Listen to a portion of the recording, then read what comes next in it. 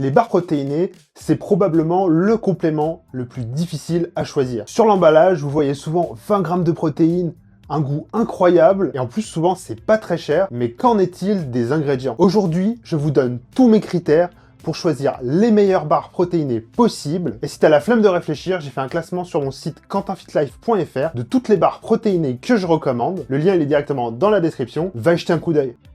Déjà, pourquoi acheter et prendre des barres protéinées? Ça sert au même titre que la whey à compléter vos apports en protéines. Sauf que c'est encore plus pratique, vous pouvez en prendre en encas, après le sport, en déplacement, vous pouvez en acheter pratiquement partout à l'heure actuelle. Mais par contre, attention, ce n'est pas un repas complet et ça ne le remplacera jamais. Donc vous l'aurez compris, si vous choisissez mal vos barres protéinées, eh ben ça ne sert strictement à rien. Et vous allez le voir, je connais pratiquement aucune formulation de barre qui coche absolument toutes les cases. C'est vraiment un complément qui est fait de concessions, parce que ça doit être à la fois bon, sain et nourrissant. Donc c'est vraiment très compliqué, et il y a vraiment très peu de marques qui arrivent à réunir ces trois aspects. Souvent, on a des marques 100% clean, mais la barre a le goût de la terre, littéralement. Ou on a des barres qui proposent un goût incroyable, mais souvent la composition est catastrophique. Et c'est à ce moment-là que mon expérience va vous être utile pour vraiment choisir la meilleure barre possible, qui coche un maximum de cases. Le critère numéro 1 pour moi, c'est la source de protéines de votre barre. Et c'est là où on retrouve le plus de magouilles dans les ingrédients. Le protein spiking, c'est vraiment le piège le plus courant. À mon sens, l'ingrédient principal et numéro 1 sur la liste, ça doit être de la protéine de whey, que ce soit concentré ou isolat. Après, c'est en fonction de la qualité que vous voulez. Mais en aucun cas, vous devez retrouver dans le haut des ingrédients du collagène, des BCAA ou encore de la créatine. Parce que finalement, ces ingrédients font monter mécaniquement le taux de protéines vers le haut, alors que leur profil en acides aminés reste clairement incomplet et sont totalement inutiles à la prise de muscle. En plus, vous n'êtes pas sans savoir que la whey, c'est probablement ce qui coûte le plus cher dans les ingrédients. Par contre, du collagène hydrolysé de mauvaise qualité, ça coûte que dalle. Et ça, les fabricants le savent bien, donc ils en ajoutent partout dans toutes les barres pratiquement du marché. Donc si vous voyez collagène, gélatine, collagène hydrolysé dans le top 3 des ingrédients de votre barre, fuyez.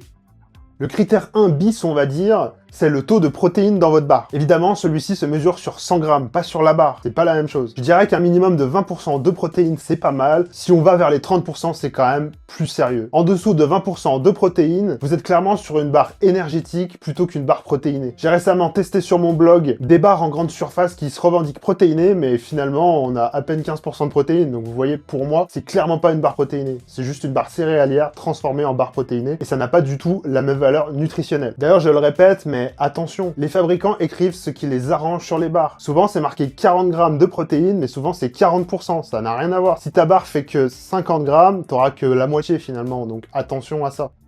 Le deuxième critère pour moi, c'est la teneur en lipides et en glucides qui doivent être le plus bas possible. Je dirais en dessous de 10 grammes de glucides et 10 grammes de lipides, ça commence à être pas mal. Il y a quand même une petite subtilité à ça, c'est que par exemple si votre barre est faite à base d'oléagineux, donc par exemple de whey plus d'amandes ou de whey plus de cacahuètes, ça va être extrêmement compliqué d'avoir moins de 10 grammes de lipides. Donc vous l'aurez compris, c'est encore une fois une histoire de concession. On ajoute des ingrédients pour le goût, mais du coup les valeurs nutritionnelles sont peut-être un peu moins intéressantes. C'est toujours pareil, les barres protéinées, c'est très compliqué. Mais par contre, si vous avez énormément de glucides ou énormément de lipides, on n'est plus du tout sur une barre protéinée, mais sur une barre énergie qui, pour moi, est plus intéressante pour des efforts longs, des efforts d'endurance que vous prenez pendant l'effort, plutôt que pour apporter des protéines. C'est quand même ce qu'on recherche avec une barre protéinée, c'est d'avoir pratiquement que des protéines, au même titre que si on buvait un shaker de whey finalement. Le troisième critère, c'est toujours le même, vous commencez à me connaître, ça va être les additifs et les édulcorants. Le premier à éviter absolument et qu'on retrouve dans 95% des barres protéinées du marché, c'est le maltitol, qui est un polyol et qui peut provoquer des ballonnements ou des problèmes de digestion si vous en consommez régulièrement. Donc à éviter, mais comme je viens de le dire, la plupart des barres en contiennent, donc c'est assez compliqué, il faut encore une fois faire des concessions. Ensuite, on a toujours le fameux acésulfame-K, que je déteste, qui est extrêmement controversé. Bon, ça, je le présente plus. On a également le sucralose, c'est pareil, c'est assez controversé, donc si on peut éviter, c'est tout de suite mieux. Après, on a tout ce qui va être ajout de graisse. Souvent, c'est de l'huile de palme, parce que c'est ce qu'il y a de moins cher, mais niveau nutritionnel, c'est pas terrible, donc pareil à éviter. En plus, ça fait beaucoup de calories pour absolument rien, et c'est même pas bon en plus. Ma règle, c'est toujours la même, plus la liste d'ingrédients est courte, et mieux c'est. Mon dernier critère, c'est évidemment le prix. En dessous d'1,50 €, franchement, méfiez-vous. C'est compliqué de sortir une barre protéinée qualitative, et en dessous d'1,50 €, c'est vraiment impossible, quoi. C'est que souvent, ils ont mis du collagène, ou alors il y a très peu de protéines, c'est beaucoup de céréales, donc méfiez-vous. Une bonne barre protéinée, ça se trouve entre 2,50 € et 3,50 €, en fonction des marques, de la composition et de la qualité des matières premières. Par contre, c'est vraiment important de calculer le ratio prix-protéine pour chacune des barres. Une barre de 50 grammes avec 10% de protéines, c'est pas la même chose qu'une barre de 100 grammes avec 10% de protéines. Donc faites systématiquement le calcul. Je sais que c'est chiant, mais c'est le seul moyen de pas se faire avoir par le marketing. Ils sont très très forts avec les emballages et les packaging des barres protéinées, surtout dans les rayons de supermarché. Conclusion, tu connais maintenant tous les critères pour choisir la meilleure barre protéinée, mais si je dois résumer rapidement, évite à tout prix les barres qui contiennent du collagène. Évite également celles qui proposent beaucoup trop d'additifs, genre du maltitol, de l'acésulfame K, du sucralose, etc., etc.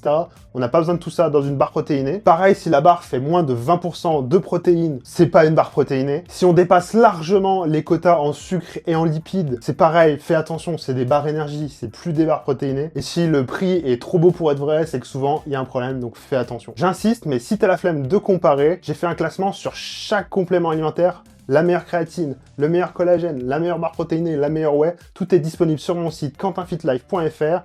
Je t'invite à aller le consulter, il y a vraiment tout dessus. T'as plus besoin de te prendre la tête. Et sinon, j'ai fait une série de vidéos pour choisir chaque complément sur ma chaîne YouTube. C'est pareil, tu peux aller regarder. Maintenant, vous n'avez plus aucune excuse pour choisir de mauvais compléments. Bon voilà, si t'as aimé la vidéo, je t'invite à la liker, à la partager. Et surtout, abonne-toi, parce que toutes les semaines, il y a une nouvelle vidéo où tu vas forcément apprendre quelque chose sur les compléments alimentaires, la nutrition ou même l'entraînement en musculation. Donc on se retrouve la semaine prochaine pour une nouvelle vidéo. Salut!